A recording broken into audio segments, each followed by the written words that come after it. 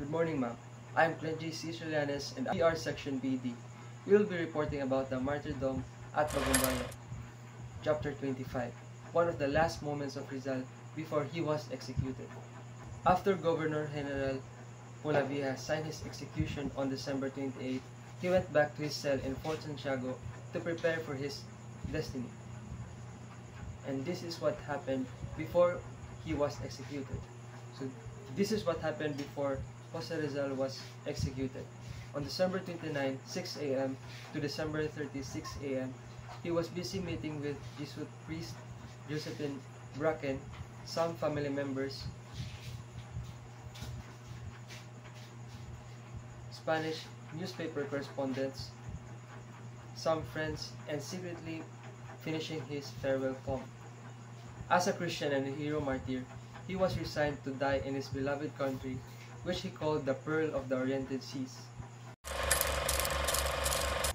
This was the last hours of Jose Rizal, 1896, December 29, 6 a.m. Captain Rafael Dominguez was designated by Governor General Polavieja to take charges of all the execution arrangements and to read the execution sentence of Jose Rizal, and that is to be shot at the back by the firing squad 7 a.m. at Bagumbayan. 7 a.m. On the same day, he was moved to the prison chapel, where he spent his last moments, and during those times, there was visitors. The first visitor was Father Miguel Sadera Mata, director of Ateneo Municipal, and the second was Father Luis Viza, a Jesuit teacher. Rector Sadera only lasted 15 minutes before he left. 7:15 a.m. When he left Rizal in a jovial mood, it reminded Father Viza about the statue that he carved when he was a student in Ateneo. The statue was named Sacred Heart of Jesus. Father Viza gave it to the hero, and he happily received it and put it in his writing table. 8 a.m. Father Antonio Rosel arrived to relieve Father Viza. Rizal invited him to join breakfast, and he did. After breakfast, Lieutenant Luis Ravel D. Andrende, Rizal's defense counsel, came. He thanked him for his gallant services. This was a statue that Jose Rizal carved when he was a student in Ateneo, the Sacred Heart of Jesus. So on 1896, December 29, at 9 a.m., Father Federico Faura arrived. So Father Federico visited Rizal, and Rizal reminded Father Federico about what he said, that one day his head would lose for writing the Noli. And Father Faura said that you are indeed a prophet. He told Rizal that you are indeed a prophet. At 10 a.m., Father Jose Villa Clara, Rizal's teacher at the Ateneo, and Vicente Valaguer, a Jesuit missionary in Dapitan who befriended Rizal during the latter's exile, visited him. So ni-visit na po ni sila ni Rizal. After they came the Spanish journalists. So paghuman nila, naabot nila ni Father Jose Villaclara og ni Vicente Villaguer na ano po niabot nga Spanish journalist nga si Santiago Matias nga nag-interview ni Rizal para sa ihang newspaper nga ang title is El Heraldo de Madrid. 12 p.m. to 3:30 p.m. Rizal was left alone in his cell. So he took his lunch nang niudto siya, and naa siya nag-write siya, busy siya nag-write sa iyang letter. And it was probably during this time when he finished his farewell poem and hid it inside his alcohol cooking stove. 3:30 p.m., Father Balague returned to Fort Santiago and discussed with Rizal about his retraction of the anti-Catholic ideas in his writings and membership in Masonry. At 4 p.m., Rizal's mother arrived.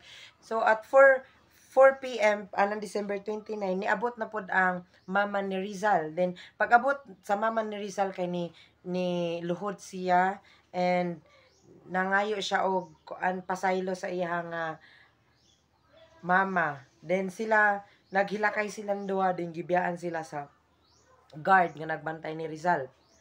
And pagkahuman na ni sa dihang ni pahawa na sila, papauli na ang mama ni Rizal og si Trinidad.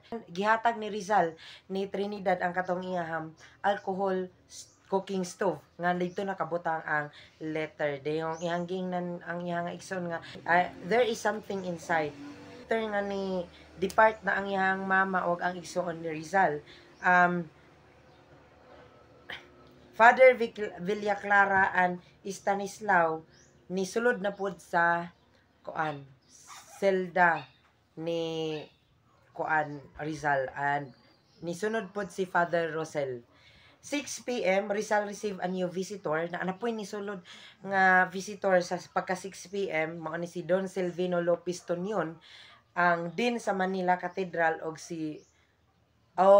ni bawa na pud silang Father Balaguer og moto gibiyaan nila si Villa Clara og si Don Silvino gibiyaan ni Father Balaguer. So ang nabili na lang dito ang 6 p.m. is mao na lang si Villa Clara og si Don Silvino. 8 p.m. Rizal had his last supper. Mao na gid ang last nga panihapon ni Rizal ning 8 p.m. sa December 29. He informed Captain Dominguez who was with him he forgave his enemies including the military judges who condemned him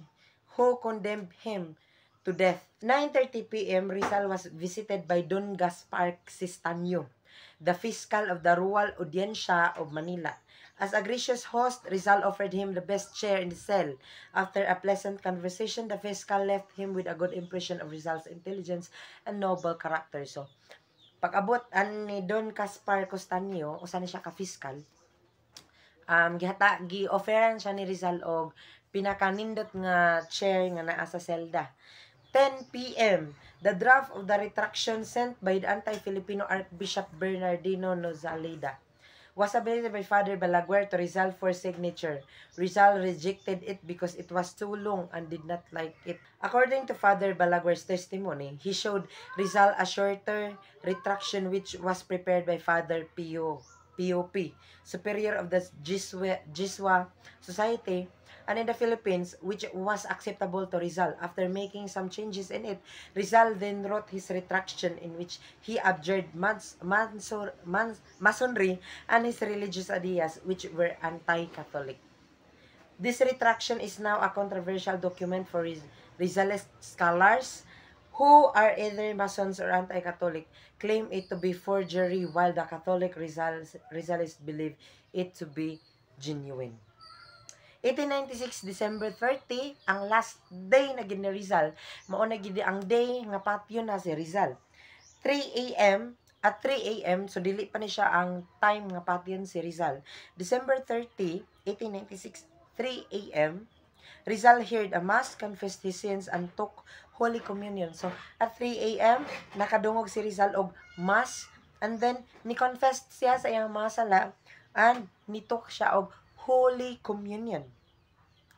5:30 a.m., he took his last breakfast on earth. After this, he wrote to his older brother Pasiano the letter to his sisters follow. Kauman ana ni sulod si Josephine Bracken. Rizal gave him a gift, a book, a religious book. So, pagsunod ni Josephine Bracken, gihatagan ni Rizal si Josephine Bracken og libro. Religious book ni siya nga ang tawag is Imitation of Christ by Father Thomas. And iyan ni siyang gi-autograpan og To My Dear and Happy Wife. So munay autograph nga iyang gisulat dito sa book nga iyang gihatag ni Josephine Bracken, To My Dear and Happy Wife.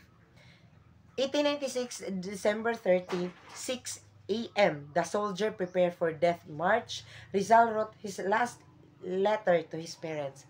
At 6:30 a.m., death march to Bagumbayan. So, 6:30 a.m. ga death march na si Rizal gikan sa iya selda padulong sa Bagumbayan. Kay dito man ang iya execution sa Bagumbayan. At 7:03 a.m., December 30, 1896, the time and the day when Rizal was died. Mo na ay ang time ug ang day sa iyang execution. And then Ang last word nga yang gisulti is consummatum est. Ang buot pasabot is it is finished. Many believe that ang gisulti ni Rizal sa dihang patyo na siya is same as gisulti ni Jesus Christ sa dihang nagpakamatay si Jesus Christ dito sa cross. Martyrdom of a Hero, Jose Rizal. Thank you.